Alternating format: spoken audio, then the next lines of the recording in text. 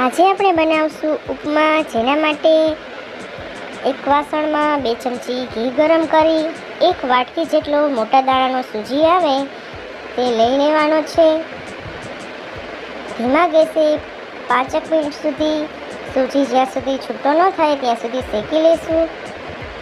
શેકાઈ ગયેલો સૂજી નીચે ઉતારી તેમાં 2 ચમચી તેલ એડ કરી દઈશું અને વઘાર માટે તલ, રાઈ, જીરું, હળદર પાવડર, લાલ મરચું પાવડર, હિંગ, સ્વાદ મુજબ મીઠું, સમારેલા ટામેટાં, લીલા મરચાં, લસણની કળી, સમારેલી ડુંગળી અને મીઠો લીમડો લીધેલો છે.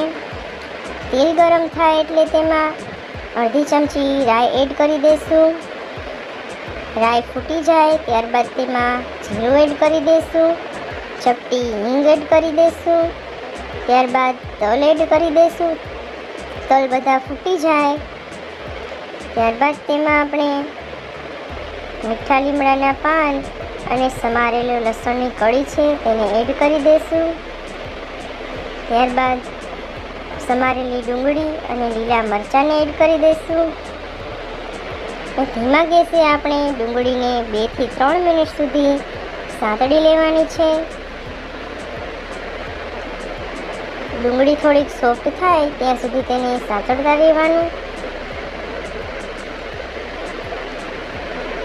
ડુંગળી સતળાઈ જાય ત્યારબાદ તેમાં સમારેલા ટમેટાને એડ કરી દઈશું અને સારી રીતે મિક્સ કરી લઈશું. સ્વાદ મુજબનું મીઠું એડ કરી અડધી ચમચી હળદર પાવડર એડ કરી દઈશું અને સારી રીતે બધા મસાલાને આપણે મિક્સ કરી લેવાના છે. મીઠુંને એડ કરવાથી ટમેટાં જલ્દીથી સતળાઈ જાય છે.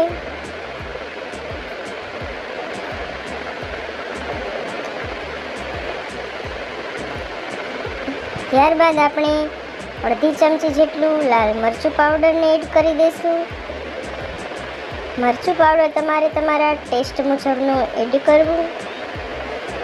મરચું એડ કરી આપણે ફરીથી મિક્સ કરી લઈશું અને જે વાટકીથી આપણે સૂજી લીધેલો છે તેનું 3 ગણું પાણી એડ કરી દઈશું. પાણી એડ કરી એકવાર આપણે મિક્સ કરી પાણીને ઉકળવા દેવાનું છે. પાણી ઉકળી જાય ત્યારબાદ આપણે તેમાં શેકેલો જે સૂજી છે તેને નાખતા જશું અને ચમચાથી મિક્સ કરતા જશું. ગેસને આપણે ધીમો રાખવાનો છે. સૂજી એડ કરી સારી રીતે આપણે મિક્સ કરી લેવાનું. ચમચાના મદદથી આપણે તેને મિક્સ કરતા જવાનું જેથી તે બધું સૂજી ફૂલાઈને એકદમ ઘટ થઈ જશે. તમે જોઈ શકો છો કે સૂજી એકદમ બધું જ પાણી શોષી ગયું છે. હવે તેમાં અડધી ચમચી જેટલા લીંબુનો રસ એડ કરી ફરીવાર આપણે સારી રીતે મિક્સ કરી દઈશું. ત્યારબાદ તેમાં સમારેલી કોથમીર એડ કરી ગેસને બંધ કરી નીચે ઉતારી એક પ્લેટમાં ગરમા ગરમ સૂજીનો નાસ્તો આપણે બનાવેલો છે તેને સર્વ કરશું તો તૈયાર છે ફટાફટ તૈયાર થતા ઉપમા, જેને તમે સવારના નાસ્તા માટે અથવા તો સાંજે જો હળવી ભૂખ લાગી હોય ત્યારે પણ બનાવીને ખાઈ શકો છો. વિડીયો પસંદ આવ્યો હોય તો લાઈક, શેર અને સબસ્ક્રાઈબ કરો.